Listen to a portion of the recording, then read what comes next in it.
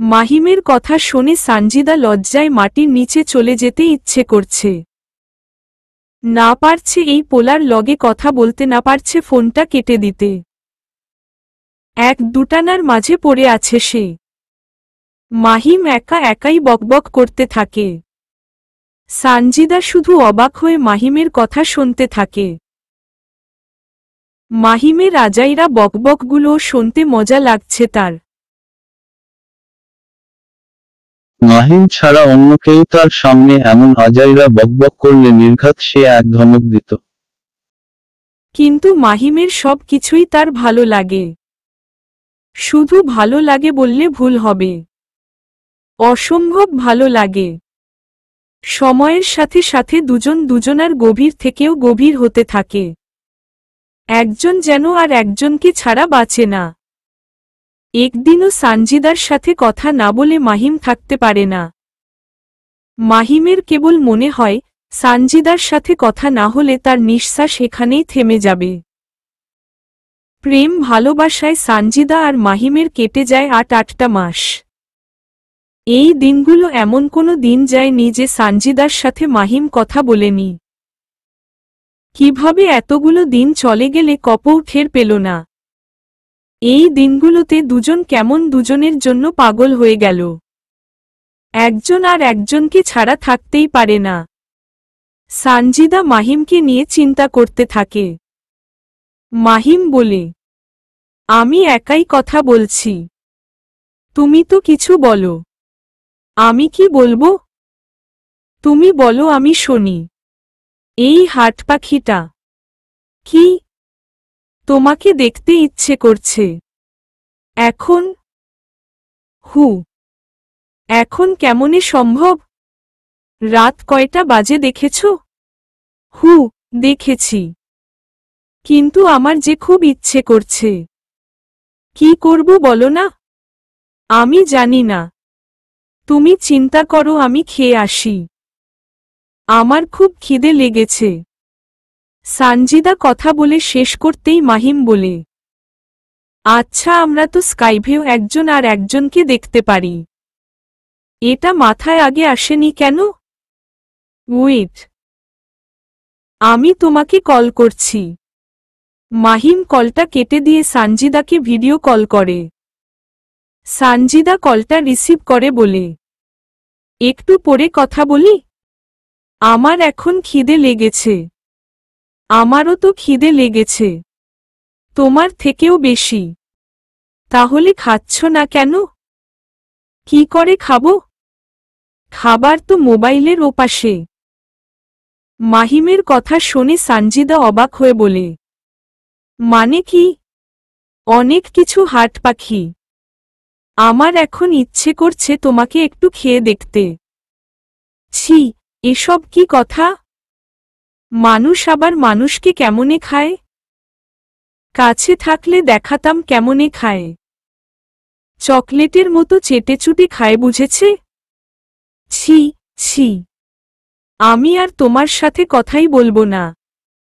খুব বাজে কথা বলো তুমি। কথাগুলো বলেই সানজিদা কলটা কেটে দেয়। সানজিদা মনে মনে হাসতে থাকে। এই ছেলেটার লজ্জা শরম সত্যি কম। মুখে যা আসে তাই বলে।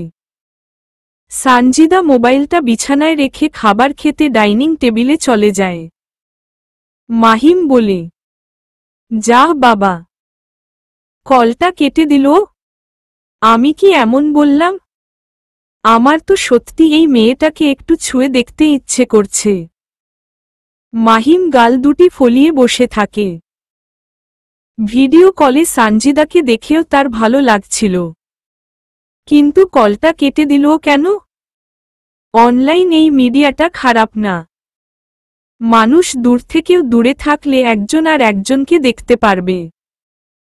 হয়তো সামনাসামনি দেখার মতো তৃপ্তি পাবে না, কিন্তু একরকম প্রশান্তি তো পাওয়াই যায়। মাহিম আবার সানজিদাকে কল করে, কিন্তু সানজিদা কল রিসিভ করছে না। এবার মাহিম সত্যি অস্থির হয়ে যায়। সানজিদা কি সত্যি তাহলে রাগ করেছে? মাহিম প্রায় পাগলের মতো সানজিদাকে কল করতে থাকে। একের পর এক কল দিয়েই যাচ্ছে, কিন্তু সানজিদা একবারও কল রিসিভ করছে না। মাহিম রুমের ড্রেস পরেই গাড়ি নিয়ে বাইরে বের হয়ে যায়। সানজিদা খেয়ে এসে মোবাইলটা হাতে নিয়ে দেখে মাহিম তাকে অনেকগুলো কল এবং এসএমএস দিয়েছে।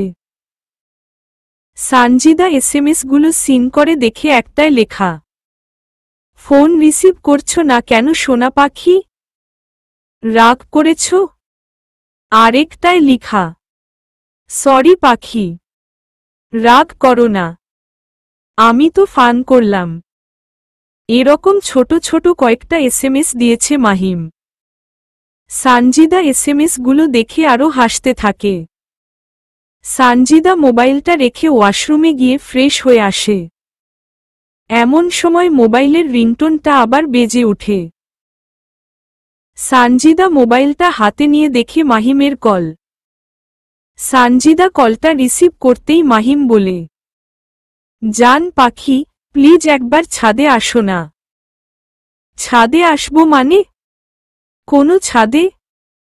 তোমাদের বাসার ছাদে। মাহিম কথাগুলো বলতে বলতে হাঁপাচ্ছিল। সানজিদার কাছে মাহিমের কণ্ঠটা কেমন জানি লাগছিল।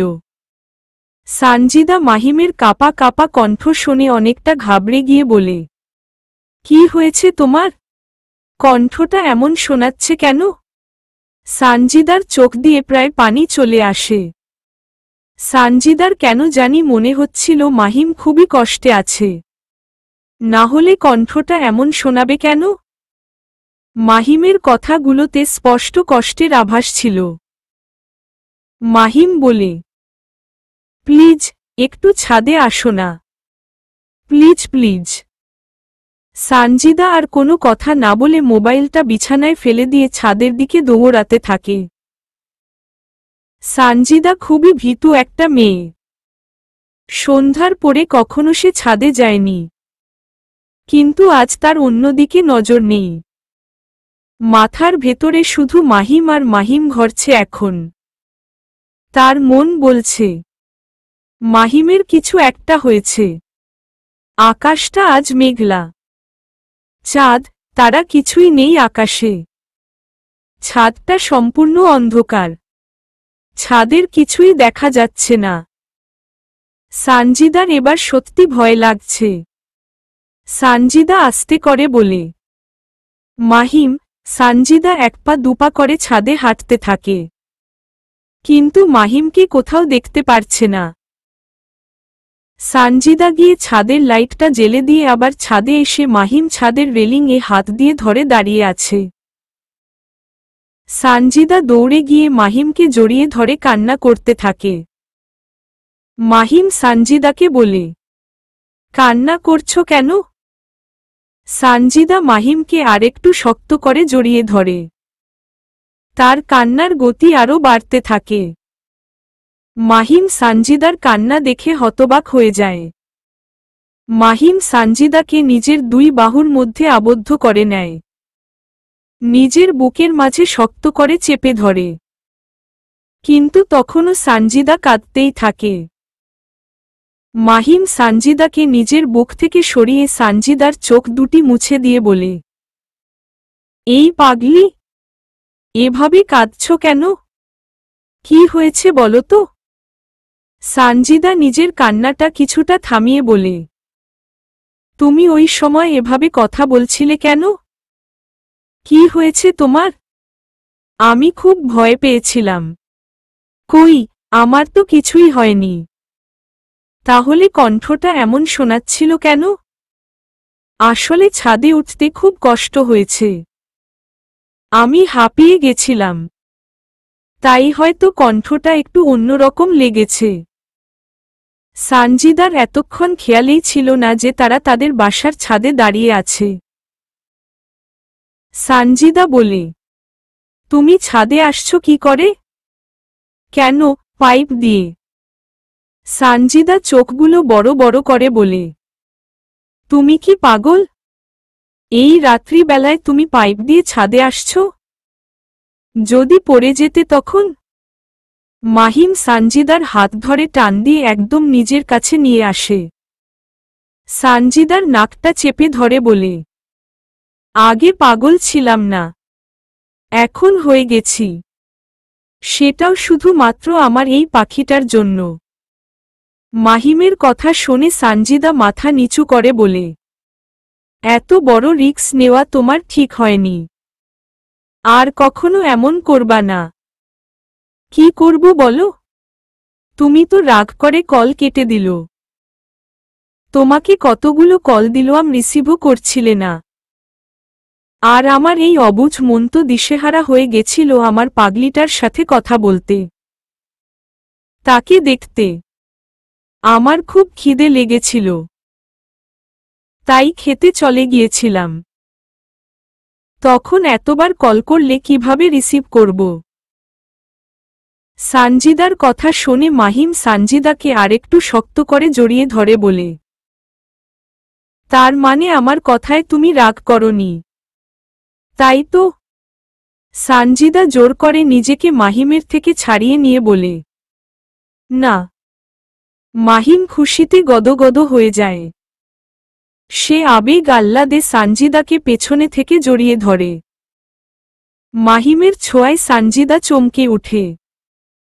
সানজিদা বলে, কি করছো? ছাড়ো। কেন ছাড়ব? আমি আমার বউকে ধরেছি। তোমার কি হু? মাহিম সানজিদাকে এত শক্ত করে ধরে যে সানজিদার প্রায় দম বন্ধ হয়ে যাচ্ছিল। সানজিদার হার্টবিটটা দ্রুত চলতে থাকে। সারা শরীর থরথর করে কাঁপতে থাকে। মাহিম সানজিদার চুলে কিস করে বলে, I love you. I really love you my heart. তোমাকে কতটা ভালোবাসি বলে বুঝাতে পারবো না। কিন্তু তুমি জানো, আমার প্রতিটা হৃদস্পন্দন চলে তোমার নামে। আমার সারাটা দিন কাটে তোমাকে ভেবে। আমার প্রতিটা দিন কাটে তোমাকে ভেবে। কখন রাত হবে, কখন তোমার সাথে কথা হবে, একটা মিনিট চলে না তুমি হিনা। মাহিম সানজিদার চুলগুলো একপাশে সরিয়ে সানজিদার গলায় একটা চুমু দেয়। এতে সানজিদা কেঁপে ওঠে। তার শরীর ফ্রিজড হয়ে যায়। তার দম যেন এখানেই থেমে যাবে পরম সুখে। মাহিম সানজিদার কাঁপুনি ফিল করতে পারে।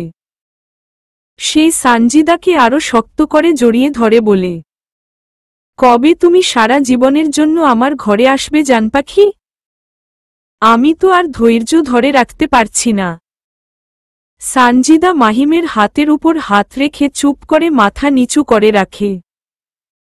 মাহিম আবার বলে, এই হার্ট পাখি, কথা বলছো না কেন? বাসায় কথা বলবো বিয়েটা নিয়ে। আর 3 মাস পর আমার ফাইনাল এক্সাম। আগে এক্সাম শেষ হোক তারপর। আরও 3 মাস? এত দিন কেমনে থাকব? আমার তো 3টা দিনও যেতে চায় না। প্লিজ, কথা বলি না বাসায়। মাত্র তো 3টা মাস। এত অস্থির হওয়ার কি আছে? এতদিন যখন থাকতে পেরেছ তাহলে এই 3টা মাসও থাকতে পারবে।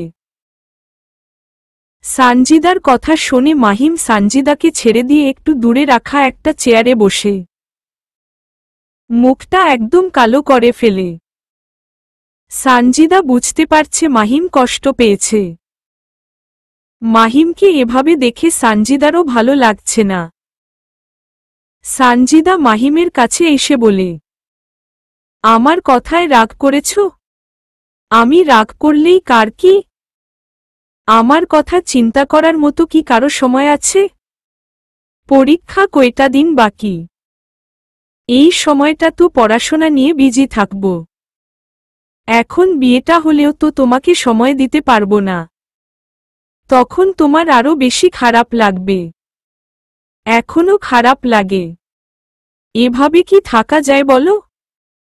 মাহিমের কথায় সানজিদারও মনটা খারাপ হয়ে যায়। তার চোখ দিয়ে টপটপ করে পানি পড়তে থাকে। সানজিদার চোখের পানি দেখে মাহিমের খুবই খারাপ লাগে। সে বসা থেকে উঠে সানজিদার চোখগুলো মুছে দিয়ে বলে, কাঁদছ কেন? আমি তোমাকে কি বকা দিয়েছি? আমার জন্য তোমার অনেক কষ্ট হচ্ছে। সরি। সানজিদার এই সরি বলাটা যেন মাহিমের বুকের ভেতরে গিয়ে লাগে। মাহিম বলে, চুপ করো। আমার কোনো কষ্ট হচ্ছে না। আমার এই পাখিটার জন্য 3 মাস কেন, 3 জনম অপেক্ষা করতেও কোনো কষ্ট নেই। আমি হাসতে হাসতে সেই সময়টা কাটিয়ে দিব। মাহিমের কথায় সানজিদা মাহিমকে জড়িয়ে ধরে। মাহিমের বুকের সাথে একদম লেগে যায়। মাহিম আবার বলে, ব্যাস, এত ভালোবাসলে তো আর দূরে থাকা যায় না। আবার কাছে আসতেও দাও না। এ কেমন অত্যাচার? সানজিদা লজ্জায় মাথা তুলে তাকাতেও পারছে না। সে মাহিমকে আরো শক্ত করে জড়িয়ে ধরে বলে, ইস, এসব বাজে কথা কিভাবে বলো তুমি? যা বাবা। বাজে কথা কোথায় বললাম? এগুলোকে রোমান্টিক কথা বলে। তুমি রোমান্টিকের কিছুই জানো না। তোমাকে দেখছি অনেক কিছু শিখাতে হবে। চিন্তা করো না। 3 মাস আমার জন্য যথেষ্ট। এই দিনগুলোতে সব শিখিয়ে দিব। ইস, আমার বয়েই গেছে তোমার কাছ থেকে এসব বাজে জিনিস শিখতে।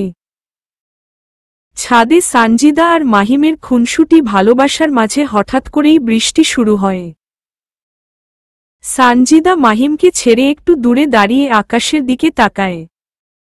মাহিম বলে, চলো, বৃষ্টি আসছে।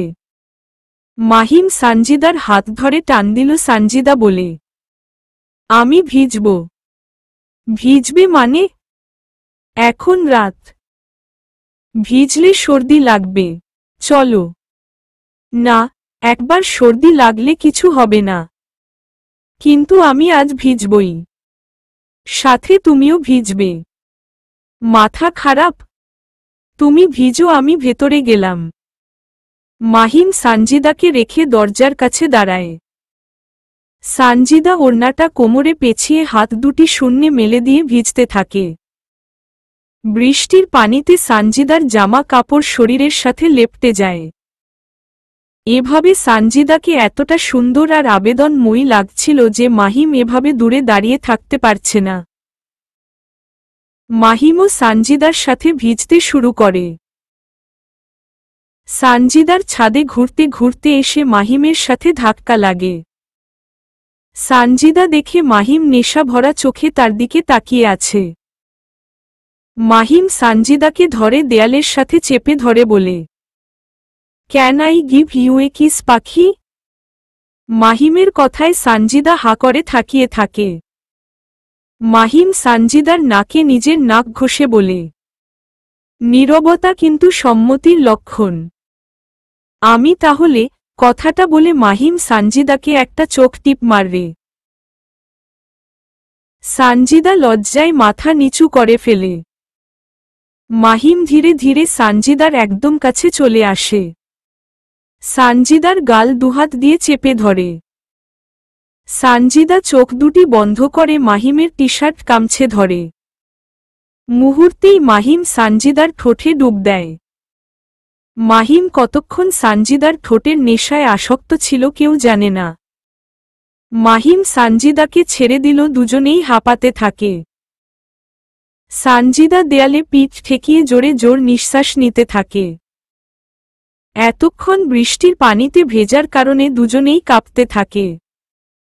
মাহিম কিছুক্ষণ পর গিয়ে সানজিদাকে আবার পেছনে থেকে জড়িয়ে ধরে সানজিদার কানের কাছে মুখ নিয়ে বলে, থ্যাংক ইউ। জীবনের পরম সুখের পরশ দিয়েছ।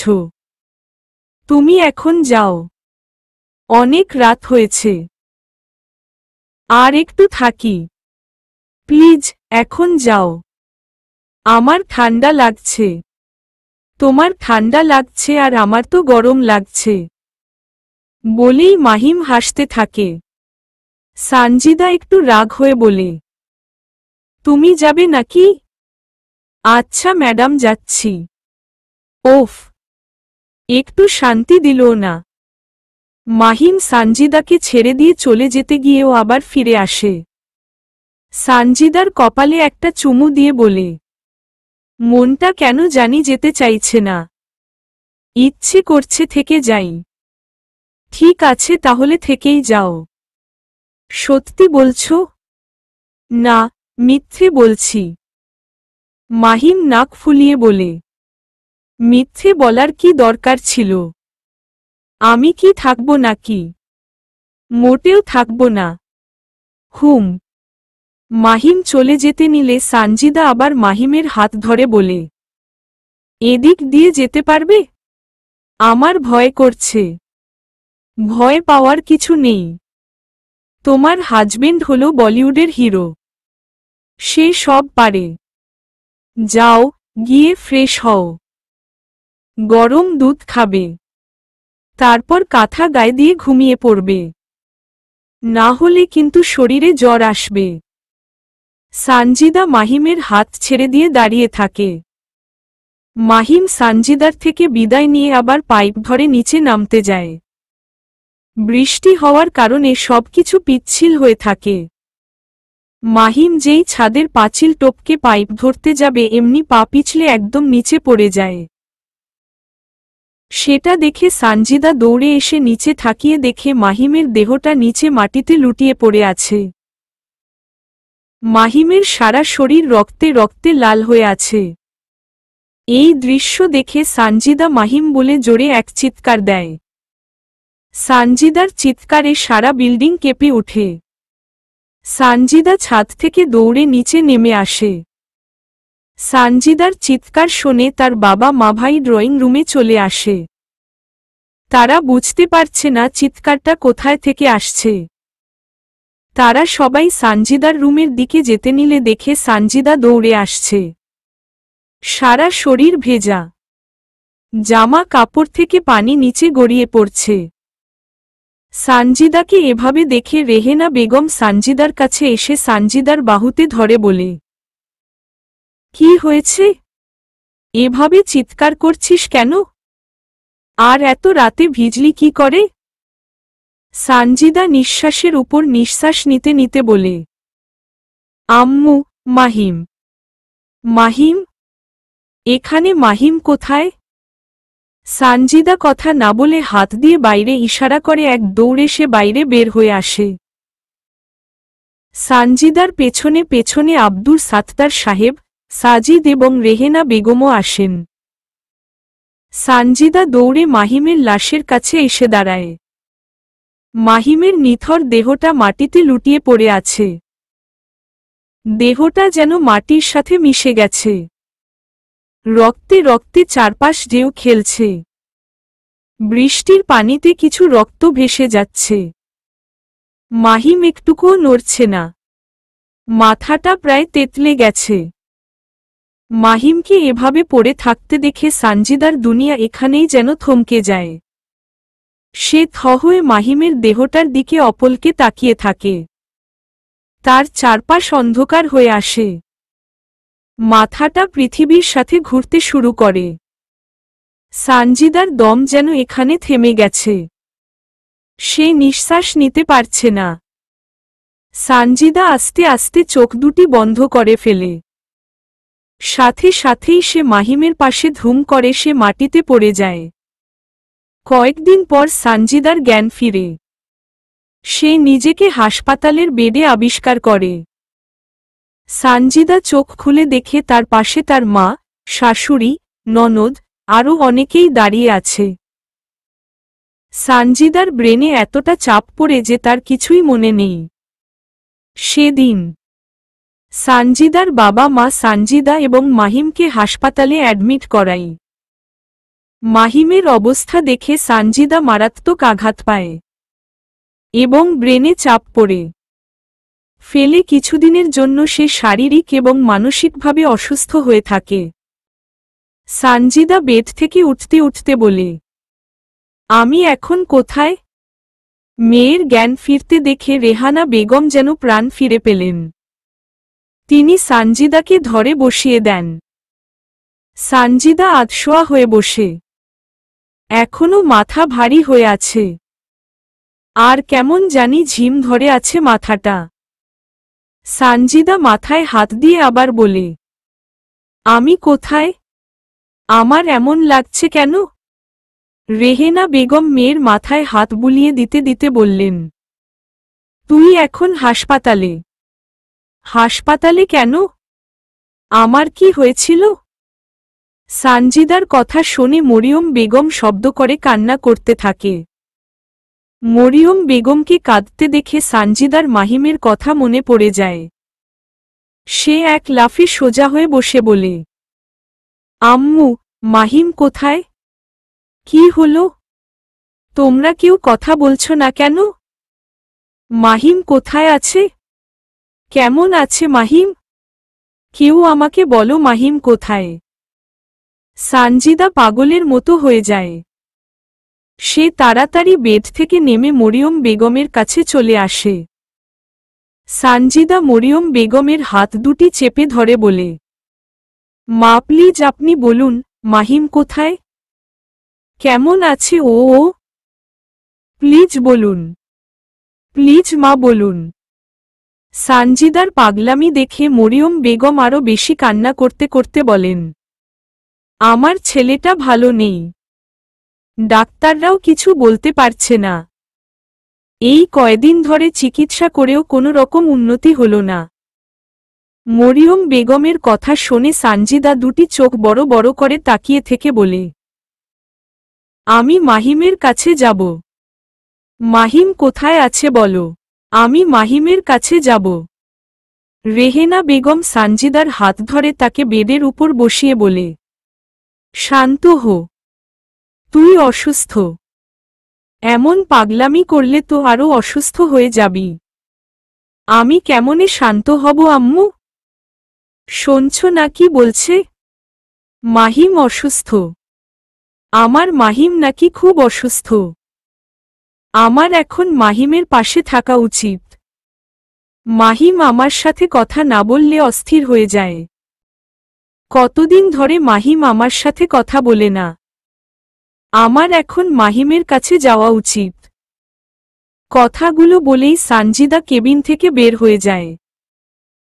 কেবিন থেকে বের হয়ে দেখে 409 নম্বর কেবিনের সামনে সাজিদ, তার বাবা, শ্বশুর, মাহিমের কয়েকজন কাজিন বসে আছে। সানজিদা দৌড়ে গিয়ে তাদের সামনে দাঁড়ায়। সানজিদাকে দেখে সবাই বসা থেকে উঠে দাঁড়ায়। আব্দুল সাত্তার সাহেব মেয়েকে দেখে খুশি হলেন। সানজিদা তার বাবার কাছে গিয়ে বলে, আব্বু মাহিম কোথায়? আমি মাহিমের কাছে যাব। সানজিদার মুখে মাহিমে কথা শুনে একজন আর একজনের দিকে তাকায়।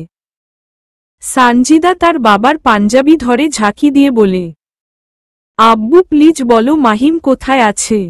আমি মাহিমের কাছে যাব।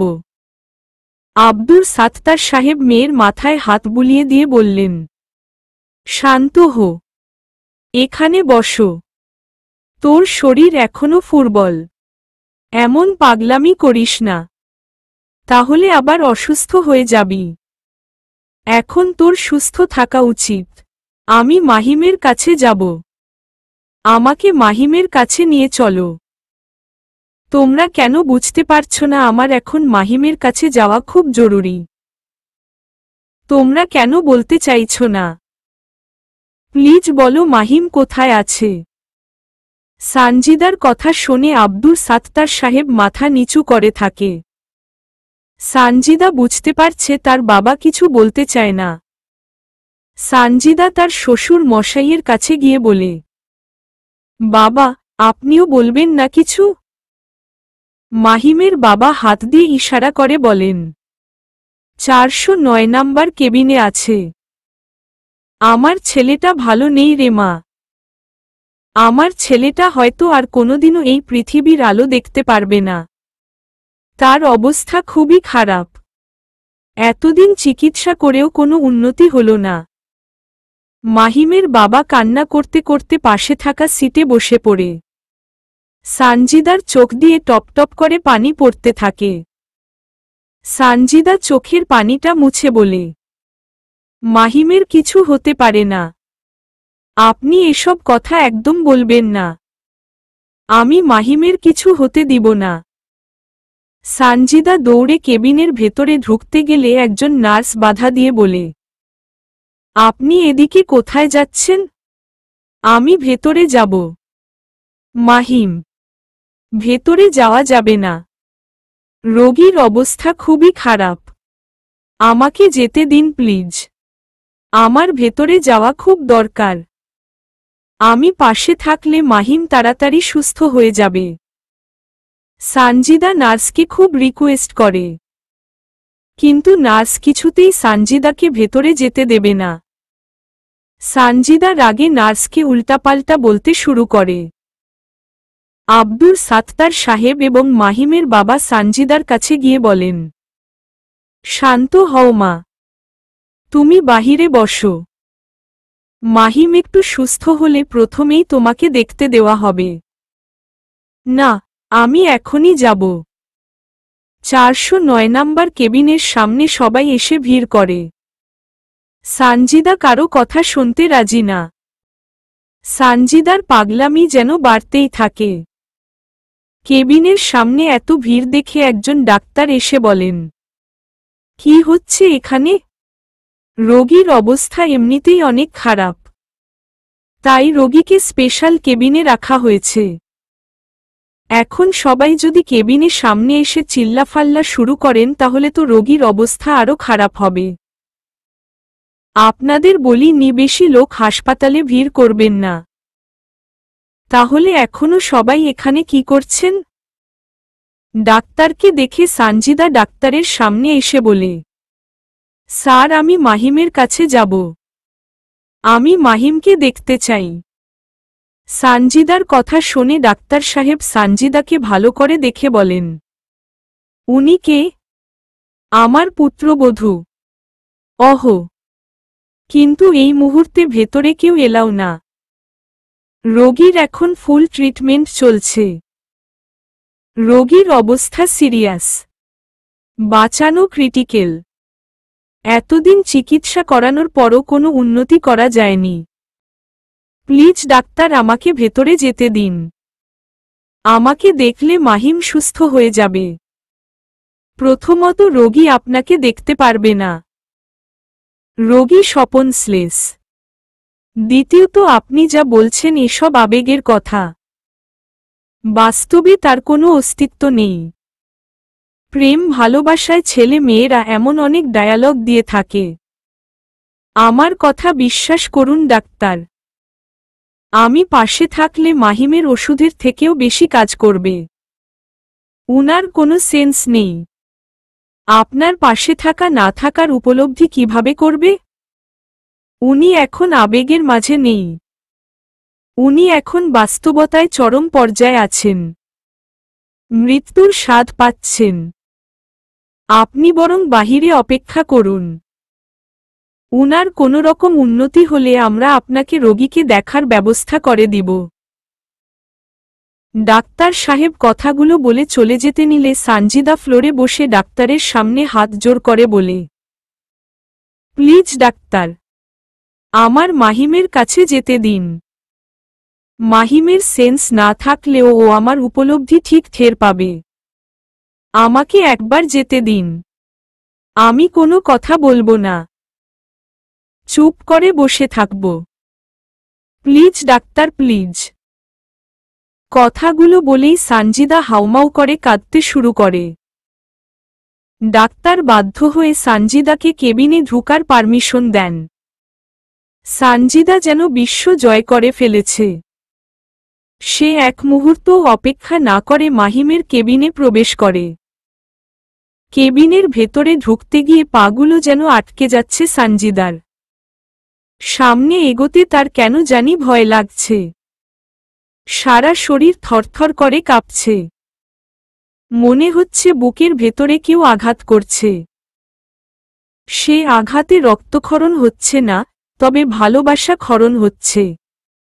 সানজিদা ধীর পায়ে গিয়ে মাহিমের বেডের পাশে দাঁড়ায়। মাহিম বেডে ঘুমিয়ে আছে। মাথা সহ সারা মুখমণ্ডল ব্যান্ডেজ করা। শুধুমাত্র চোখ আর ঠোঁটের কাছে একটু জায়গা ফাঁকা আছে। মুখে অক্সিজেন মাস্ক পরা। নিঃশ্বাস নিচ্ছে কিনা বোঝা মুশকিল। সারা শরীর নিস্তেজ।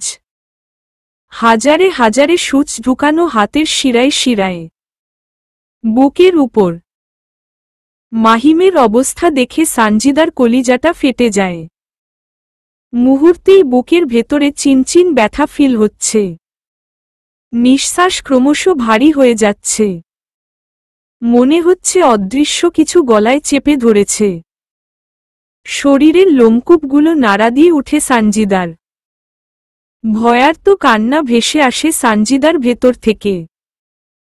এই মুহূর্তে নিজেকে শান্ত করার কোনো উপায় নেই। তবুও সানজিদা নিজের মনের সাথে যুদ্ধ শুরু করেছে। মন বলছে জোরে চিল্লিয়ে কান্না করতে, কিন্তু সানজিদা বলছে না, এখন কান্না করার সময় না, এখন আমাকে শক্ত থাকতে হবে। সানজিদা মাহিমের পাশে একটা টুলে বসে। তার ইচ্ছে করছে মাহিমের হাত জড়িয়ে ধরে বলতে, মাহিম, তোমার কিছু হবে না, আমি আছি তো তোমার পাশে। কিন্তু এই কথাগুলো বলার জন্য তার হাতটা ধরার মতো অবস্থা নেই। হাতের এমন কোনো জায়গা বাকি নেই যে সানজিদা মাহিমের হাত চেপে ধরবে। সানজিদা নিঃশব্দে দুফোঁটা চোখের জল ফেলে। পানিটা এসে মাহিমের হাতে পড়ে। সানজিদা তাকিয়ে দেখে মাহিমের হাতের একটা আঙ্গুল ফাঁকা। কোনো সূচ লাগানো নেই। সে মাহিমের হাতের একটা আঙুলটা আলতো করে ধরে। মাহিমের মুখের দিকে তাকিয়ে পাথরের মূর্তির মতো বসে থাকে। এই হাতের আঙুলটা আলতো করে ধরার মাঝে ভরসা ইঙ্গিত করছে। সানজিদা মনে মনে বলছে, তুমি সুস্থ হয়ে উঠবে। আবার তোমাকে আমার জীবনে ফিরে আসতে হবে। তোমাকে যে আমার খুবই প্রয়োজন। মাহিমের বলা প্রত্যেকটা কথা আজ খুব মনে পড়ছে। খুব কষ্ট হচ্ছে সানজিদার। জীবনটা এত কষ্টের কেন? সে তো এমনটা কখনো ভাবেনি। চায়নি তার জীবনে প্রেম আসুক। কিন্তু পবিত্র এক সম্পর্কের সূত্রে যে প্রেম জীবনে আসলো, সেই প্রেমে এত কষ্ট কেন? ভালোবাসার মানুষকে এভাবে দেখা যে কত কষ্টের তা বলে বোঝানো যাবে না। মাহিমের পাশে এভাবে বসে থেকে যে কত সময় চলে গেল তা সানজিদা জানে না। তার কাছে এখন সময় নয়, মাহিম আছে। যাক না কিছু সময় অবেলায় ভেসে। ভালোবাসার মানুষ আছে পাশে। হঠাৎ কেবিনের দরজা খোলার শব্দ পেয়ে সানজিদা তাকিয়ে দেখে ডাক্তার সামাজিদা আবার মাহিমের পানে তাকিয়ে বসে থাকে। ডাক্তার সাহেব এসে মাহিমের রিপোর্টগুলো হাতে নিয়ে বলেন, আপনি এখন বাহিরে যান। রোগীর কিছু টেস্ট করাতে হবে এখন। আমি থাকি মাহিমের পাশে। আপনাদের কোনো সমস্যা হবে না। আমি চুপ করে বসে থাকব। আপনার সামনে করা যাবে না। আপনাকে এখন বাহিরে যেতেই হবে। প্লিজ ডাক্তার, আমি থাকি। আমি কোনো রকম সমস্যা তৈরি করব না। ডাক্তার সাহেব সানজিদাকে বুঝালেন। কিন্তু সানজিদা মাহিমকে রেখে এক পাও নড়তে রাজি না। অবশেষে ডাক্তার সানজিদার সামনেই টেস্টগুলো চেক করলেন। অবস্থার কোনো রকম উন্নতি হয়নি। এভাবেই কেটে যায় 3 দিন। এই 3টা দিন মাহিমকে রেখে সানজিদা কোথাও যায়নি। সব সময় মাহিমের সাথে ছাড় মতো লেগেছিল। কিন্তু এদিকে ডাক্তাররা কিছুই বুঝে উঠতে পারছে না। কি করা উচিত বা কি করলে মাহিম সুস্থ হবে, কেউ বলতে পারছে না। সবকিছু যেন ডাক্তারদের হাতের বাহিরে চলে যাচ্ছে। অবশেষে ডাক্তাররা হতাশ হয়ে মাহিমের পরিবারের লোকজনকে বলে তারা যেন মাহিমকে অন্য হাসপাতালে অ্যাডমিন করায়। কিন্তু সানজিদার সাথে সেদিকে দিয়েও পারা যায়নি। সে মাহিমকে অন্য কোথাও নিতে দেবে না। মাহিমকে এই হাসপাতালেই চিকিৎসা করানো হবে। মাহিমের জীবনের গল্প এখানেই শেষ হতে পারত। থেমে যেতে পারত একটা প্রেমের গল্প। কিন্তু অনেক সময় মহান আল্লাহ তাআলা মিরাকল কিছু ঘটায়। ঠিক সেরকম একটা মিরাকল ঘটল মাহিমের জীবনে। ডাক্তারদের চিকিৎসা, সানজিদার যত্ন, সেবা, ভালোবাসায় আর প্রবল বিশ্বাসে ৪৫ দিনে মাহিমের জ্ঞান ফিরে। কিন্তু মারাত্মক আঘাত পাওয়ার কারণে সম্পূর্ণ সুস্থ হতে তার আরও বেশ কিছুদিন লেগে যায়। মাহিমের জ্ঞান ফেরার পর থেকে সানজিদা মাহিমের সেবা যত্নের কোনো রকম ত্রুটি রাখেনি। সময়মতো ওষুধ দেওয়া, টেস্ট করানো, ইনজেকশন দেওয়া, খাবার দেওয়া সবকিছু যেন তার মুখস্থ হয়ে যায়। কিন্তু সমস্যা হলো অন্য জায়গায়। এত উপর থেকে নিচে পড়ার কারণে মাহিমের পা দুটি নষ্ট হয়ে যায়। সে হাঁটতে পারে না। এই ঘটনাটা যেদিন জানতে পারে সেদিন দুই পরিবারের উপর দিয়ে বড় রকমের এক ঝড় বয়ে যায়। সেই ঝড়ের আঘাত বেশি লাগে সানজিদাদের পরিবারের উপর। সানজিদা এবং মাহিমও শকট হয়। মাহিমের পরিবার যথেষ্ট আঘাত পেলেও সেই আঘাত সেরে উঠতে বেশি সময় লাগেনি। কারণ মাহিমকে আবার ফিরে পাওয়া যেন তাদের কাছে নতুন দিগন্তের সূচনা করে। মাহিম আবার তাদের মাঝে বেঁচে থাকবে এটা কম কিছু নয়। এটাই তাদের চরম পাওয়া। মরিয়ম বেগম নামাজ পড়ে সন্তানকে ফিরে পাওয়ার জন্য শুকরিয়া আদায় করেন। আজ মাহিমকে হাসপাতাল থেকে রিলিজ করে দিয়েছে।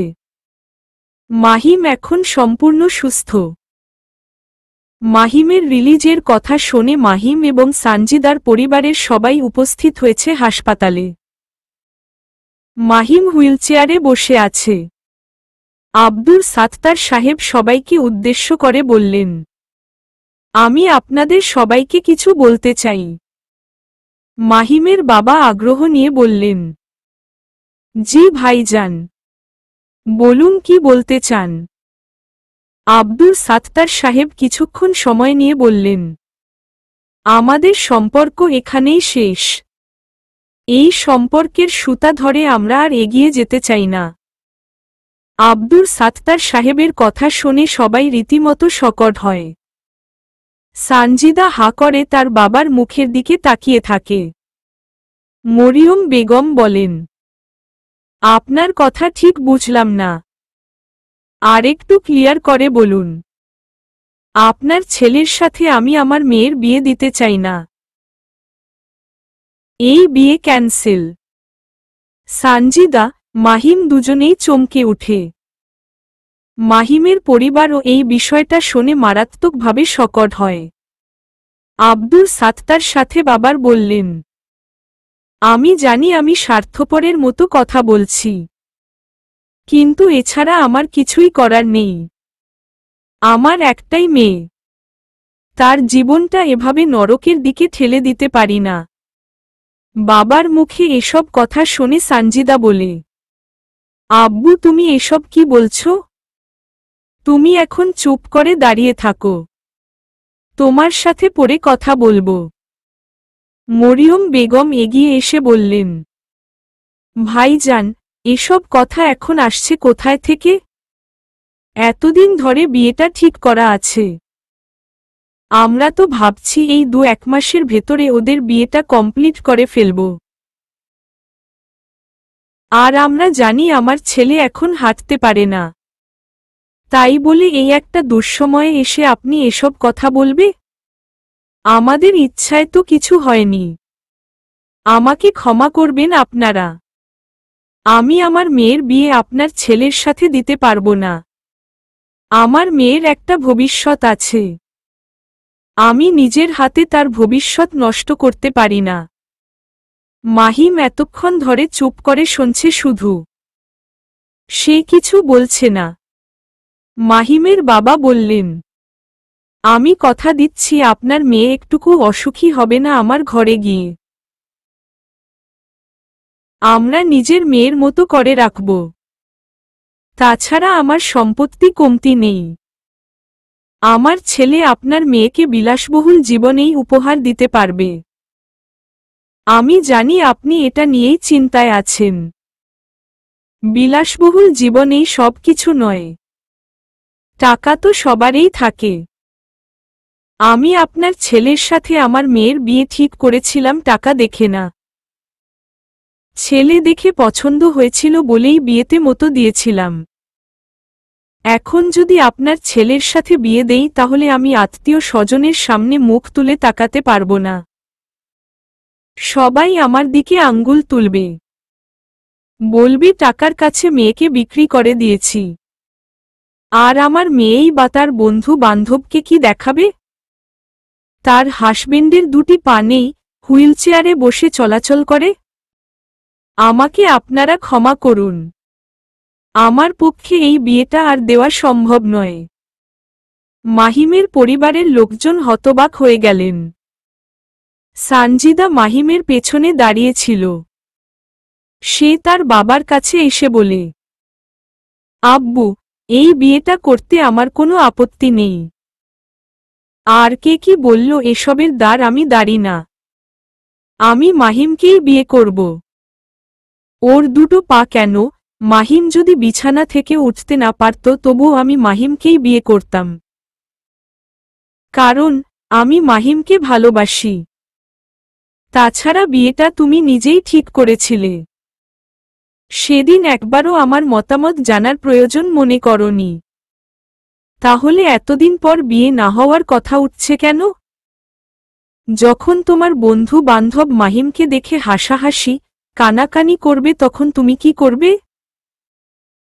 এভাবে লোকসমাজে পরিচয় দিতে পারবে মাহিমের?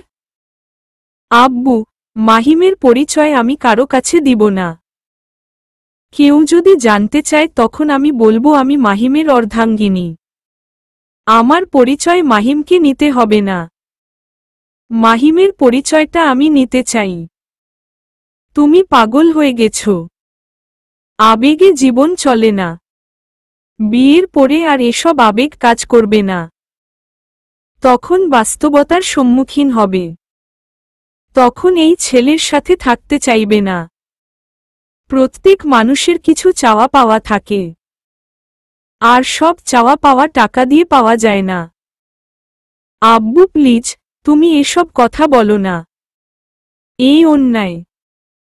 সানজিদা আর আব্দুল সাত্তার সাহেবের কথা শুনে মাহিম বলে, আঙ্কেল আপনি চিন্তা করবেন না। এই বিয়েটা হবে না। আপনি না বললেও এই কথাগুলো আমি বলতাম। আর সানজিদা, বিয়েটা না হলে কোনো রকম অন্যায় হবে না। তোমার অধিকার আছে সুন্দর একটা জীবনের। তুমি নতুন করে তোমার জীবন শুরু করো। মাহিমের কথা শুনে সানজিদা অবাক। মাহিম এসব কি বলছে? মাথা ঠিক আছে নাকি মাথাটাও গেছে? মাহিম বলে, আমার এই অনাকাঙ্ক্ষিত জীবনে তুমি না আসলে আমি কষ্ট পাব না, বরং খুশিই হব। কারণ আমি চাই তুমি বেস্ট জায়গাটায় থাকো, ভালো থাকো, সুখে থাকো। তোমার সুখ আমার পরম পাওয়া। মাহিম, তুমি এসব কি বলছো? আমি তোমার অর্ধাঙ্গিনী। আমার সাথে এমন করছো কেন? তুমি তো আমাকে ভালোবাসো। তাছাড়া আমার পক্ষে তোমাকে ছেড়ে অন্য কারো সঙ্গে সুখে থাকা সম্ভব নয়। সানজিদা, তোমার মাথা কি ঠিক আছে? বিয়ে ঠিক হলেই কেউ অর্ধাঙ্গিনী হয় না। আর ভালোবাসি এই কথাটা ঠিক। কিন্তু সময় এবং পরিস্থিতি মানুষকে বদলে দেয়। তুমি তোমার মতো জীবন শুরু করলেও তোমার প্রতি আমার কোনো অভিযোগ থাকবে না।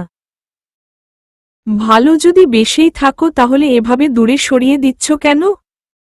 ভালোবাসি বলেই দূরে সরিয়ে দিচ্ছি। পৃথিবীর কোনো মানুষই চাইবে না তার ভালোবাসার মানুষটা কষ্টে থাকুক। সবাই চাইবে তার ভালোবাসা যেন চিরসুখে থাকে। ভালোবাসার মানুষকে সুখী দেখার নামেই প্রেম, ভালোবাসা। আমি তোমার কাছে থাকলেই চির সুখী। প্লিজ আমাকে দূরে ঠেলে দিও না। তোমাকে ছাড়া আমি থাকতে পারবো না।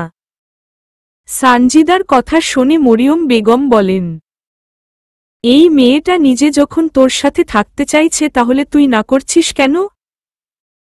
এই মেয়েকে আমি আমার ঘরের লক্ষ্মী করে নিয়ে যাব। মাহিম বলে, তোমরা সবাই একটু বাহিরে যাবে? আমি সানজিদার সাথে 2 মিনিট একা কথা বলবো।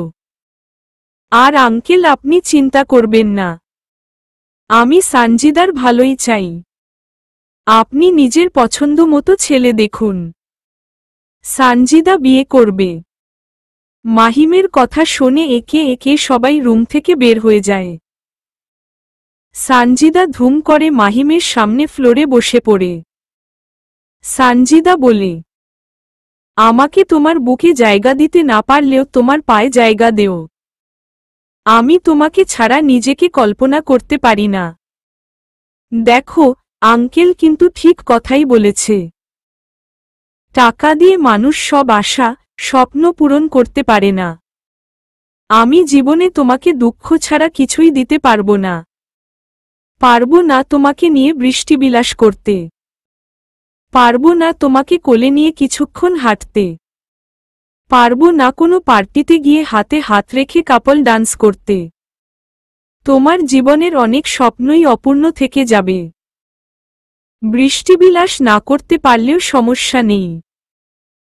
দুজন পাশাপাশি বসে চায়ের কাপে চুমুক দিতে দিতে সেই বৃষ্টি তো উপভোগ করতে পারব। এটাই আমার জীবনের বৃষ্টিবিলাস হবে। যেদিন সবাই পার্টি করবে সেদিন আমরা বাসায় বিরিয়ানি কোক নিয়ে একসাথে এক প্লেটে খাব। তুমি আমাকে খাইয়ে দিবা, আমি তোমাকে খাইয়ে দিব।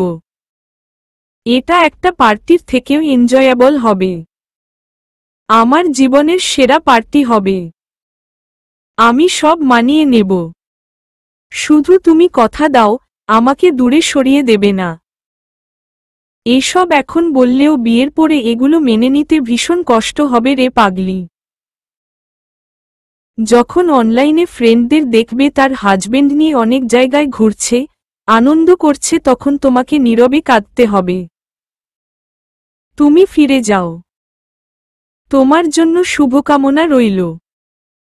সানজিদা মাহিমের পা দুটো দুহাত দিয়ে জড়িয়ে ধরে মাহিমের কোলে মাথা রেখে বলে, আমি তোমাকে ছাড়তে পারবো না মাহিম। আমার আত্মা যে তোমার সাথে বাঁধা। পৃথিবীতে পাওয়া কোনো পার্থিব সুখের জন্য আমি তোমাকে ছাড়তে পারবো না। আমার কিচ্ছু চাই না মাহিম। আমার শুধু তোমাকে চাই। তোমার সাথে জীবনটা কাটাতে চাই। দুজন নামাজ পড়ব, রোজা রাখব। আর আল্লাহর কাছে প্রার্থনা করব আল্লাহ যেন আমাদের মৃত্যুর পর বেহেশ নসিব করে। দুনিয়াতে পাওয়া কোনো সুখেই আমার দরকার নেই। তবুও আমি তোমার কাছেই থাকব। মাহিম বুঝতে পারছে সে সানজিদাকে কিছুতেই বুঝাতে পারবে না। সানজিদা বুঝতে চাইবে না। মাহিম নিজের কঠোর থেকেও কঠোর করে।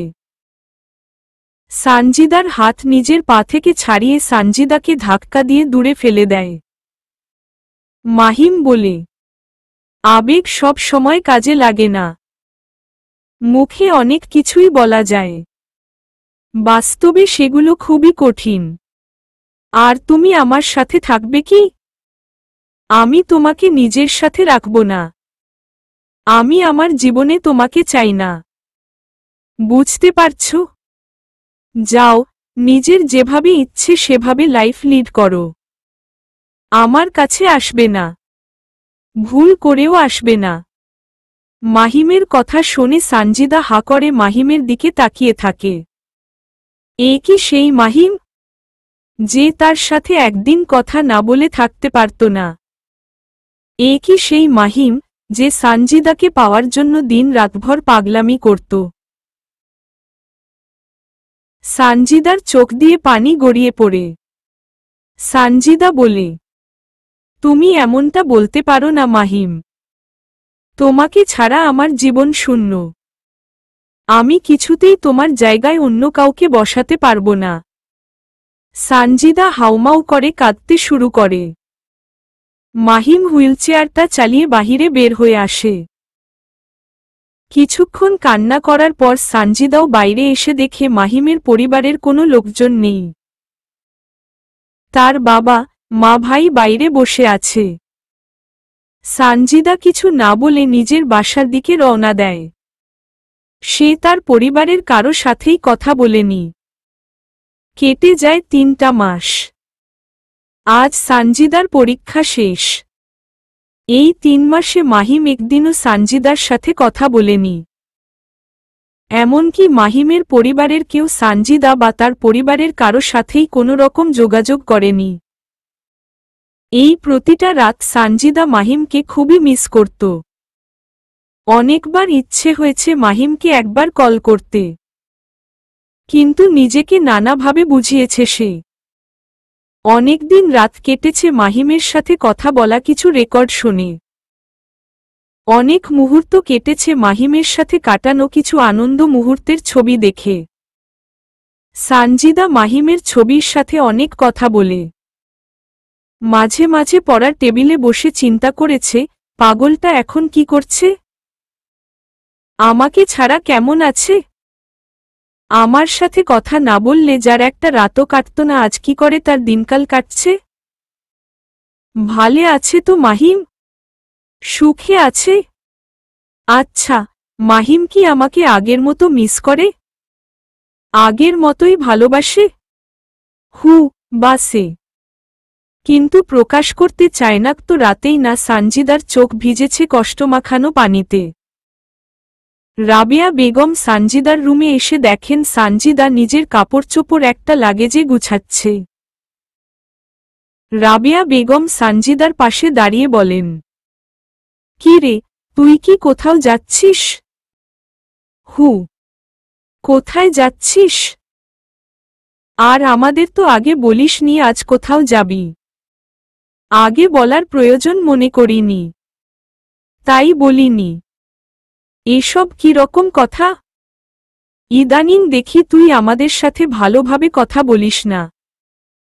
একটা কথা বললে উল্টাপাল্টা উত্তর দেশ। তোমরা যা করেছ এর পর আর এর থেকে ভালো ব্যবহার কিভাবে আশা করো আমার কাছে বুঝি না। রাবেয়া বেগম জানেন মেয়ে অভিমান করেছে, কিন্তু তারা যা করেছে তা তো মেয়ের ভবিষ্যতের কথা চিন্তা করেই করেছে। এটা কেন যে সানজিদা বুঝতে চায় না আল্লাহ জানে। রাবেয়া বেগম একটা দীর্ঘ নিঃশ্বাস ফেলে বললেন, এখন কোথায় যাচ্ছিস তুই? মাহিমদের বাসায়। মানে? রাবেয়া বেগম যেন চমকে উঠলেন সানজিদার কথা শুনে। তিনি সানজিদাকে ধরে নিজের দিকে ফিরিয়ে বললেন, কোথায় যাচ্ছিস বললি? মাহিমদের বাসায়। মানে আমার শ্বশুর বাড়ি। এটাই তো কথা ছিল। আমার পরীক্ষা শেষ হলেই আমাকে শ্বশুর বাড়ি চলে যেতে হবে। তোর বাবা যদি এসব কথা শোনে তাহলে কি হবে বুঝতে পারছিস? এসব আলমারিতে গুছিয়ে রাখো। সরি আম্মু, আমি মাহিমদের বাসায় যাবই। আর আজকেই যাব। তোর মাথাটা গেছে। কতদিন ধরে দুই পরিবারের যোগাযোগ নেই। আর তুই কি না, ওদের বাসায় যেতে হলে যোগাযোগ করতে হবে এমনটা তো ঠিক না। ঠিকানা হলেই যাওয়া যাবে। রাবেয়া বেগম চুপ করে রুম থেকে বের হয়ে গেলেন। সানজিদা একটা লাল সুতি শাড়ি পরে রেডি হয়। লম্বা চুলগুলো ফলিয়ে উঁচু করে বাঁধে। ঠোঁটে লাল লিপস্টিক, চোখে গাঢ় কাজল, গলায় পেন্ডেন্ট, কানে মাঝারি সাইজের ঝুমকা। সানজিদাকে আজ অপূর্ব সুন্দর লাগছে। সানজিদা রেডি হয়ে পেছনে ফিরতেই দেখে তার বাবা, মা আর সাজিদ দাঁড়িয়ে আছে। আব্দুল সাত্তার সাহেব যে রেগে আছেন সেটা ফেস দেখেই বোঝা যাচ্ছে। কিন্তু সানজিদা সেদিকে একটুকুও মনোযোগ দেয়নি। সানজিদা একটা মুচকি হাসি দিয়ে বলে, সাজিদ, আমাকে কেমন লাগছে রে? সানজিদার কথা শুনে আব্দুল সাত্তার সাহেব আরও রেগে গেলেন। তিনি কঠিন গলায় বললেন, তুমি নাকি মাহিমদের বাসায় যাচ্ছ? হ্যাঁ। আমি কি বলেছিলাম তা হয়তো তুমি ভুলে গেছ। না আব্বু, আমি ভুলিনি, আমার মনে আছে। বেশ, মনে রেখেছ, গুড। আর আজকে সেজেছ, ভালো করেছ। আজ ছেলে পক্ষ আসবে তোমাকে দেখতে। ওরা রওনা দিয়ে দিয়েছে। আব্বু, আমি মাহিমদের বাসায় যাচ্ছি। আর তুমি থাকো তোমার ছেলে পক্ষ নিয়ে। মাহিম আমার স্বামী। আর একবার বিয়ে হওয়ার পর প্রশ্নই আসে না দ্বিতীয়বার বিয়ে করার। এবার আব্দুল সাত্তার সাহেব আরও রেগে গেলেন। তিনি বললেন, তুমি যাবে না কোথাও। এটাই আমার লাস্ট কথা। আচ্ছা আব্বু, বিয়েটা যখন ঠিক করেছিলে তখন আমার অনুমতি নিয়েছিলে? নাওনি। আমার ইচ্ছে না থাকার সত্ত্বেও আমি এই বিয়েটা মন থেকে মেনে নিয়েছিলাম। তাহলে আজ কেন তোমরা এই বিয়েটা মানতে চাইছ না? কি অপরাধ করেছি আমি? সেদিন যদি বিয়েটা হয়ে যেত তখন তোমরা কি করতে? তোমরা নিজের ইচ্ছা সবসময় আমার উপর চাপিয়ে দিতে পারো না। আমারও একটা মন আছে। আমারও মতামত থাকতে পারে। আমাকে ক্ষমা করো। তোমাদের সব কথা রাখার ক্ষমতা আমার নেই। আমি মাহিমকে ছাড়া বাঁচতে পারবো না। তাহলে তুমি যাবেই, তাই তো? হ্যাঁ, আমি যাবই। বেশ, তাহলে যাও। তবে যাওয়ার আগে একটা কথা শুনে রাখো, তোমাকে ভুলে যেতে হবে যে তোমার মা বাবা আছে। মনে করবে তোমার নিজের বলতে কেউ নেই। মা বাবাও নেই। আমরাও মনে করব আমাদের একটা মেয়ে ছিল, সে মারা গেছে। তোমার জন্য এই বাড়ির দরজা চিরদিনের জন্য বন্ধ হলো। যখন তুমি কষ্টে থাকবে তখন চাইলেও আমার কাছে আসতে পারবে না। বাবার কথা শুনে সানজিদার চোখে জলে টলমল করে উঠে। সানজিদা নিজেকে সামলে নিয়ে বলল, ঠিক আছে। মাহিমকে পাওয়ার জন্য যদি আমাকে আমার পরিবার ছাড়তে হয় তাহলে আমি তাতেই রাজি।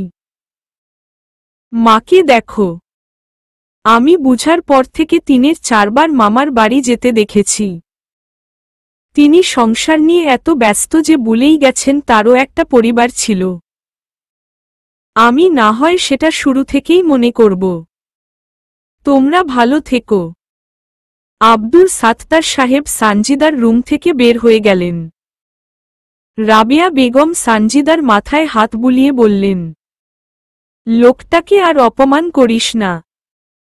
তোর বাবা যা করছে তোর ভালোর জন্যই করছে। আজকে যারা তোকে দেখতে আসছে তাদের তোর বাবা কথা দিয়েছে। কথা রাখতে না পারলে তোর বাবা মুখ দেখাতে পারবে না। এই বয়সে লোকটাকে এত বড় আঘাত করিস না। সানজিদা তার মায়ের পা ছুঁয়ে সালাম করে।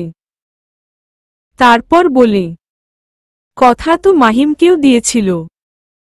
রাবেয়া বেগম বলার মতো কিছু পেলেন না। সানজিদা ব্যাগটা নিয়ে রুম থেকে বের হয়ে দেখে তার বাবা সোফায় বসে আছেন। সানজিদা বাবার কাছে গিয়ে তার বাবাকেও সালাম করে।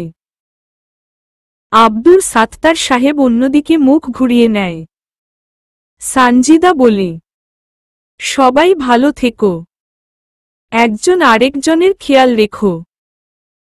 যদি পারো দোয়া করো আমি যেন আর কখনো এই বাড়িতে ফিরে না আসি। মাহিমকে ভালোবেসে যেন আমি আমার জীবন অতিবাহিত করতে পারি। আর সাজিদ, ভালো করে পড়াশোনা করবি। জীবনে অনেক বড় হবি। আমার মতো মা বাবাকে কখনো কষ্ট দিবি না। তুই বাবা মায়ের যোগ্য সন্তান হিসাবে গড়ে উঠবি। কথাগুলো বলেই সানজিদা নিজের বাসা থেকে বের হয়ে যায়। সানজিদার কষ্টে বুক ফেটে যাচ্ছে। সে জানত নিজের পছন্দে বিয়ে করলে মা বাবা বা পরিবারের সাথে সম্পর্ক নষ্ট হয়। কিন্তু তার জীবনটা আজ ভিন্ন। মা বাবার পছন্দের ছেলেকে বিয়ে করতে গিয়েও মা বাবার সাথে সম্পর্কের ইতি টানতে হল। সানজিদা রাস্তায় দাঁড়িয়ে নিজের বাসার দিকে চেয়ে থাকে। চোখ থেকে পানি পড়ছে। যে বাবা মা তাকে জন্ম দিল সেই বাবা মাকে আজ এত বড় কষ্ট দিল। জন্মের পরে বাবা মা বুকের রক্ত পানি করে সন্তানের চাহিদা পূরণ করে। পৃথিবীর সব সুখ দিয়ে সন্তানকে লালন পালন করে, কিন্তু সেই সন্তানেই যদি বাবা মাকে আঘাত করে তখন সেই আঘাতটা আর সহ্য হয় না।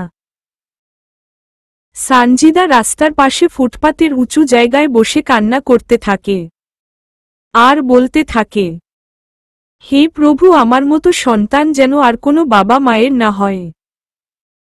আমার মতো কেউ যেন তার বাবা মাকে এত কষ্ট না দেয়। সানজিদা প্রায় 30 মিনিট ধরে কান্না করে।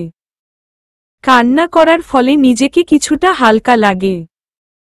সানজিদা একটা ট্যাক্সি ডেকে মাহিমদের বাসায় রওনা দেয়। মাথায় কত রকম কথা ঘুরপাক খাচ্ছে। আচ্ছা, মাহিম কি আমাকে মেনে নিবে নাকি আবার ফিরিয়ে দেবে? মাহিম যদি সত্যি এবার ফিরিয়ে দেয় তখন কোথায় যাবে? যাবার মতো কোনো জায়গা থাকল না। রাস্তায় প্রচুর জ্যাম, গাড়ি এগোতেই চাইছে না। প্রায় 3 ঘন্টা 41 মিনিট জার্নি করার পর সানজিদা মাহিমের বাসার সামনে এসে উপস্থিত হয়। বাসা খুঁজে বের করতে সানজিদার এত কষ্ট হয়নি। রাস্তার সাথেই বাসা। সানজিদা ট্যাক্সি বিদায় করে দিয়ে মাহিমদের বাসার মেইন গেইটে এসে দাঁড়ায়। সানজিদা আনইজি ফিল করছে। হঠাৎ করে এভাবে চলে আসার কারণে কে কি বলবে বা ভাববে আল্লাহ জানে। সানজিদা কলিং বেলে চাপ দিল। তন্নি এসে দরজা খুলে দেখে সানজিদা দাঁড়িয়ে আছে। সানজিদাকে দেখে তন্নি হা করে তাকিয়ে থাকে। তন্নি বুঝতে পারছে না সানজিদা সত্যি সত্যি এসেছে নাকি সে ভুল দেখছে। তন্নি দুহাত দিয়ে দুচোখ কচলে আবার সানজিদার দিকে তাকায়। না, সত্যি দেখছে। তন্নি বলে, ভাবি, তুমি কেন আসতে পারি না? কেন আসতে পারবে না? যখন মন চায় তখনই আসতে পারবে। তন্নি পাখির মতো উড়ে গিয়ে সানজিদাকে জড়িয়ে ধরে। তন্নির কথা শুনে মরিয়ম বেগম রান্নাঘর থেকে বের হন। শাড়ির আঁচলে ভেজা হাত মুছতে মুছতে বলেন, কি রে, তুই কার সাথে কথা বলিস? আম্মু, দেখো এসে কে এসেছে। কে এসেছে? মরিয়ম বেগম দরজার কাছে এসে সানজিদাকে দেখে বাকরুদ্ধ হয়ে যান। তিনি বলার মতো কোনো কথা খুঁজে পাচ্ছেন না। সুখে দুঃখে মরিয়ম বেগমের চোখে পানি চলে আসে। সানজিদা একটু এগিয়ে গিয়ে শাশুড়ি মাকে সালাম করে। মরিয়ম বেগম সানজিদাকে টেনে নিজের বুকের সাথে জড়িয়ে ধরেন। চোখ দিয়ে পানি পড়তে থাকে। সানজিদা মরিয়ম বেগমের চোখের পানি মুছে দিয়ে বলে, আমি এসেছি দেখে হয়তো তুমি খুশি হননি। এক চড় মারব। কে বলল তুই এসেছিস বলে আমি খুশি হইনি? তাহলে তখন থেকে কান্না করছো কেন? সুখে কান্না করছি। আমি ভাবতেই পারিনি তোকে আবার কোনোদিন দেখতে পারব। তোর মা বাবা কেমন আছে? ওরা তোকে আসতে দিল? মরিয়ম বেগমের কথা শুনে সানজিদার মুখটা কালো হয়ে যায়। সানজিদা মাথা নিচু করে বলে, আমি সারা জীবনের জন্য তোমাদের কাছে চলে এসেছি। আর কখনো ওই বাড়িতে ফিরে যাব না। সানজিদার কথা শুনে মরিয়ম বেগম অবাক হন। সানজিদা মরিয়ম বেগমকে সবটা খুলে বলে।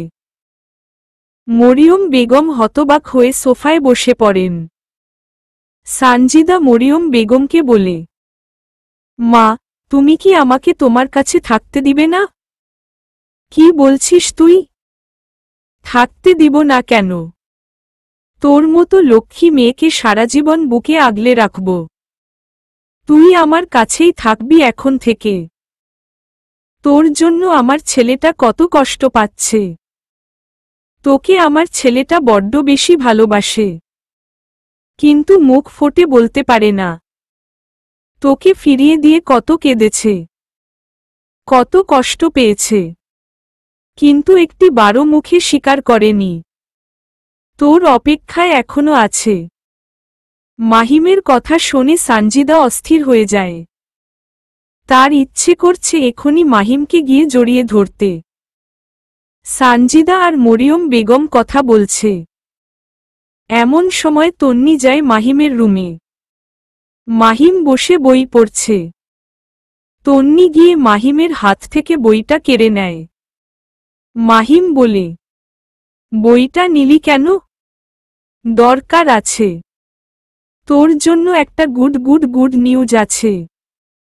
কি গুড নিউজ? গুড নিউজ না, সারপ্রাইজ আছে। মহা বড় সারপ্রাইজ।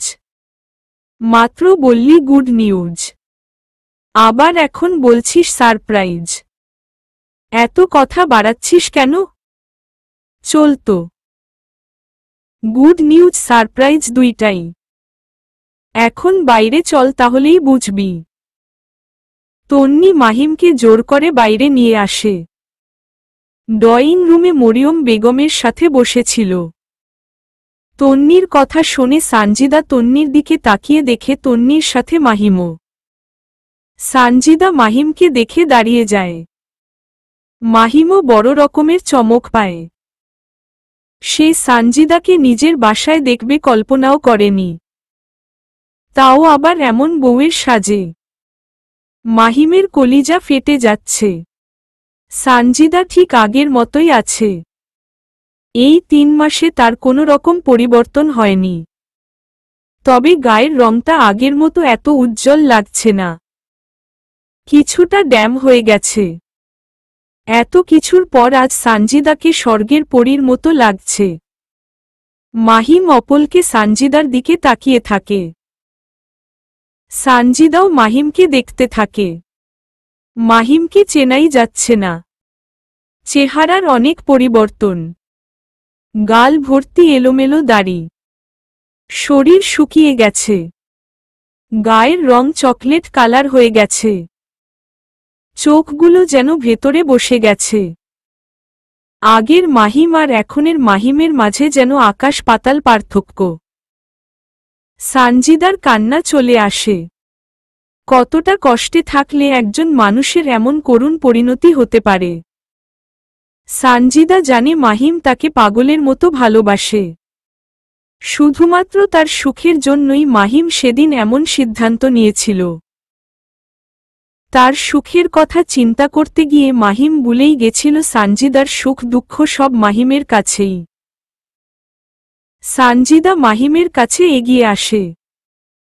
তার চোখ দুটি অশ্রুতে ভিজে যায়। মাহিম বলে, তুমি? আমি। তুমি আমার বাসায় কেন? মাহিমের কথা শুনে সানজিদার বুক কেঁপে ওঠে। সে স্ট্যাচু হয়ে যায়। মরিয়ম বেগম মাহিমের কাছে এসে বলেন, সানজিদা নিজের বাসা থেকে চলে এসেছে। এখন থেকে সানজিদা আমাদের বাসায় থাকবে। মাহিম সানজিদার দিকে তাকিয়ে দেখে সানজিদা মাথা নিচু করে দাঁড়িয়ে আছে। মাহিম তার মায়ের দিকে তাকিয়ে বলে, আমাদের বাসায় থাকবে মানে কি? একটা মেয়েকে বাসায় রাখলে লোকে কি বলবে জানো না? কি পরিচয় থাকবে ও এ বাড়িতে? কেন, তোর বউয়ের পরিচয় থাকবে? আম্মু, তুমি কি পাগল হলে? নিজের ছেলের কথা চিন্তা করে এত স্বার্থপর হওয়া তোমার উচিত না। তুমি একজন মা। তোমার উচিত সন্তানের সর্বোত্তম মঙ্গল চাওয়া। তুই কি বলতে চাস আমি সানজিদার ক্ষতি চাই? ক্ষতি চাও না, কিন্তু নিজের সন্তানের সুখের কথা চিন্তা করে আর একজনের সুখের দিকে নজর দিচ্ছ না। এটা কিন্তু ঠিক না। মাহিমের কথা শুনে মরিয়ম বেগম কষ্ট পেলেন। তিনি কাঁদো কাঁদো গলায় বললেন, সানজিদা নিজের ইচ্ছায় এসেছে, আমরা ওকে নিয়ে আসিনি। সানজিদা যথেষ্ট অ্যাডাল্ট একটা মেয়ে, বুদ্ধিও কোনো দিক দিয়ে কম নয়। সে নিজের ভালো মন্দ ঠিক বুঝে। তুই আমাকে এত বড় অপবাদ দিলই? আম্মু, আমি আগেই বলেছি আমি সানজিদাকে বিয়ে করব না। এটাই আমার লাস্ট কথা। মাহিম কথাটা বলেই চেয়ারের সুইচ চেপে নিজের রুমে চলে যায়। সানজিদা মাহিমের যাওয়ার পানে তাকিয়ে থাকে।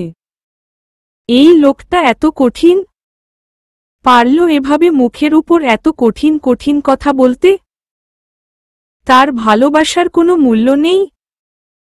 আজ হয়তো মাহিম তাকে অ্যাকসেপ্ট করবে, না হলে সে কি করবে নিজেও জানে না। সানজিদাও মাহিমের রুমে যায়। মাহিম নিজের রুমে গিয়ে ভেঙ্গে পড়ে। সে চায়নি এত কঠিন হতে। মাহিম রাগে দুঃখে দেয়ালে সজোরে কিল দিতে চাইলে সানজিদা মাহিমের হাত ধরে ফেলে। মাহিম সানজিদার দিকে অবাক হয়ে তাকায়। সানজিদা মাহিমের সামনে হাঁটু ফ্লোরে ফেলে বসে। সানজিদা মাহিমের হাতটা দুহাতে চেপে ধরে বলে, প্লিজ, এতটা নির্দয় হইও না। আমি তোমাকে খুব ভালোবাসি। তোমাকে পেলেই আমার হবে। তুমি কেন বুঝো না? তোমাতেই আমার সব সুখ নিহত। তুমি ফিরে যাও, নিজের বাসায় ফিরে যাও।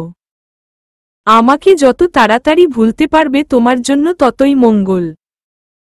সানজিদা মাহিমের কোমর জড়িয়ে ধরে বলে, আমি কিছুতেই যাব না। তুমি তাড়িয়ে দিলেও আমি যাব। আমি এখানেই থাকব। তোমার কোনো কথাই আমি আর শুনব না। সানজিদা কান্না করে মাহিমের টি শার্ট ভিজিয়ে ফেলে। মাহিমের কলিজাটা ফেটে যাচ্ছিল। সে সানজিদার কান্না সহ্য করতে পারছে না। মাহিম নিজেও সানজিদাকে জড়িয়ে ধরে। সে জানে এই মেয়েটাকে দূরে ঠেলে দেওয়ার শক্তি তার আর নেই। এই মেয়ে কিছুতেই তাকে ছাড়বে না। তাই মাহিমও সানজিদা কাছে টেনে নেয়। মাহিমের পরিবারের লোকজন দুজনের বিয়ের আয়োজন করে। কিবতে তাদের বিয়ের রিসিপশন দেয়। মাহিমের বিয়েতে একজন চেনা লোককেও ইনভাইট করতে ভুলেনি। মাহিমের বাবা নিজে যায় সানজিদার বাবার সাথে কথা বলতে। কিন্তু আব্দুর সাত্তার সাহেব কিছুতেই এ বিয়েতে মতো দিলেন না। উল্টে তিনি বললেন আমার কোনো মেয়ে নাই।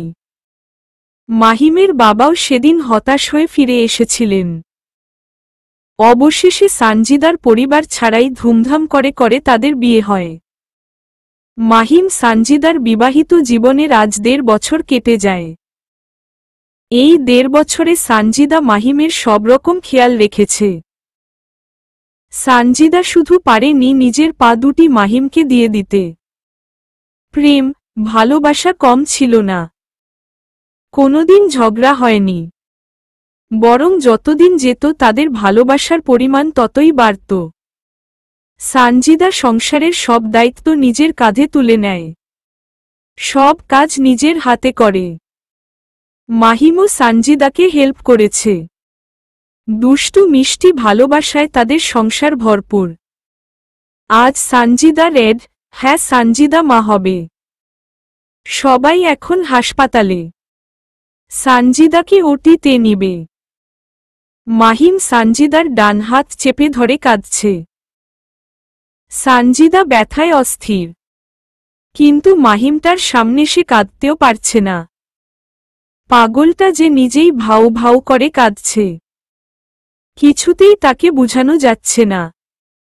মাহিম সানজিদার হাত ধরে আছে দেখে একজন নার্স বলে, স্যার, এবার ছাড়ুন। দেরি হয়ে যাচ্ছে। আমিও যাব। আমি কিছুতেই সানজিদাকে একা ছাড়ব না।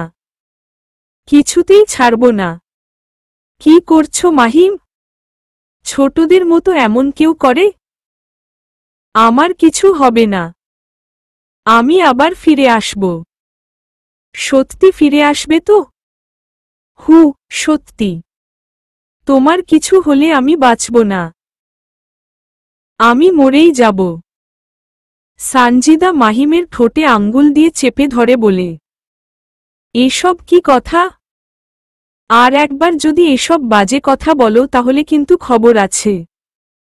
সানজিদা মাহিমের কপাল থেকে চুলগুলো সরিয়ে একটা চুমু দিয়ে বলে, আমার পাগল প্রাণটু, তুমি আমার লক্ষ্মী, আমার জীবন, আমার অর্ধাঙ্গিনী, আমার প্রিয়তমা, আমার সুখ পাখি। তুমি হীনা, আমি শূন্য। আমার জীবনে তোমাকে প্রতিটি ক্ষণে প্রয়োজন। তোমাকে আমার চাই। মনে রেখো। সানজিদা একটা মলিন হাসি দেয়। নার্সরা সানজিদাকে ওটিতে নিয়ে যায়। বাহিরে মাহিম আল্লাহকে ডাকতে থাকে আর ছটফট করতে থাকে। 2 ঘন্টা পরে ওটিতে জ্বলতে থাকা লাইটটা নিভে যায়। মাহিম এবং তার পরিবারের লোকজন ওটির সামনে এসে দাঁড়ায়। একজন নার্স এসে বলেন, কনগ্রেচুলেশন মিস্টার মাহিম, আপনার মেয়ে হয়েছে। এমন সুখবর শুনে মাহিম এবং মাহিমের পরিবারের সবাই আনন্দে আত্মহারা। সুখে মাহিমের চোখে পানি চলে আসে। মাহিম বলে, আমার স্ত্রী কেমন আছে? আপনার স্ত্রীও ভালো আছে। একটু পরে উনাকে কেবিনে দেওয়া হবে, তখন দেখা করতে পারবেন। কথাগুলো বলে নার্স চলে যায়। মাহিম অপেক্ষা করতে থাকে, কখন সানজিদার সাথে দেখা হবে, কখন জানপাখিটাকে দুচোখ দিয়ে দেখবে, কখন আলতো করে ছুঁয়ে দিবে পরাণ পাখির হৃদয়ে। কিছুক্ষণ পর সানজিদাকে কেবিনে দেওয়া হলে একে একে সবাই সানজিদার সাথে দেখা করে। মাহিম সবার শেষে সানজিদার সাথে দেখা করতে যায়। সানজিদা বাবুকে কোলে নিয়ে শুয়ে আছে। মাহিম গিয়ে সানজিদার পাশে বসে। সানজিদা মাহিমকে দেখে রাজ্য জয় করার মতো হাসি দেয়। সানজিদা বাবুকে মাহিমের দিকে এগিয়ে দিয়ে বলে, তোমার মেয়ে, তুমি খুশি হয়েছ তো? অনেক অনেক খুশি হয়েছি রে পাগলি। পৃথিবীর সেরা উপহারটাই দিলই আমাকে। এর থেকে ভালো কিছু পৃথিবীতে হতেই পারে না। মাহিম সানজিদা কিছুক্ষণ বাবুকে আদর দেয়। মাহিম বলে, বাবু তার পাপার মতো হয়েছে তাই না? জি না, বাবু তার মাম্মামের মতো হয়েছে। ইস, বললেই হলো। দেখো চোখ মেলে। নাকটা আমার নাকের মতো, চোখগুলো আমার চোখের মতো। বাবুর 90% তার পাপার মতো। সো বাবু পাপার মতোই হয়েছে। কচু, বাবু আমার মতো। তোমার নাকটা এত সুন্দর। চোখগুলো দেখেছ? ঠিক মাম্মামের কপি। আর তোমার চোখ তো দেখতে মার্বেলের মতো গোল গোল। আমার চোখ টানা টানা। বাবুর চোখগুলোও টানা টানা। আর বলতে হবে না। বাবু আমার মতো। না, আমার মতো। বললাম তো আমার মতো। আমার মতো। না, আমার মতো। সানজিদা নাক ফলিয়ে চিত হয়ে শুয়ে পড়ে। মাহিম বাবুকে সানজিদার বুকের উপর রেখে বলে, বাবু তার মাম্মাম এবং পাপার মতো হয়েছে, তাই না? সানজিদা মুচকি হাসি দিয়ে বলে, ঠিক বলেছ। সানজিদা বাবুর কপালে চুমু খায়। মাহিমও সানজিদার কপালে চুমু দেয়। শুরু হয় তাদের নতুন জীবন। সমাপ্ত।